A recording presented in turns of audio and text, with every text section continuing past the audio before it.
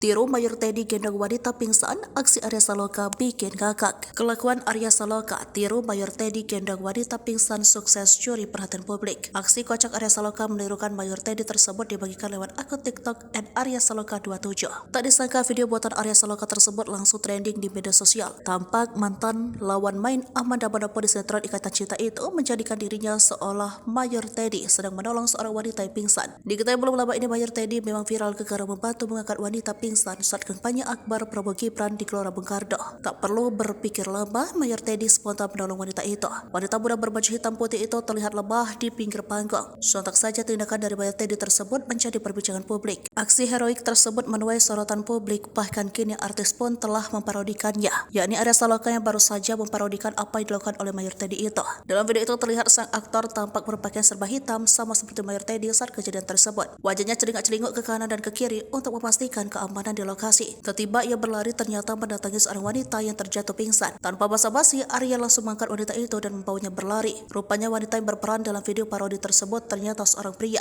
Sontak saja video tersebut membuat warganet tertawa terpingkal-pingkal.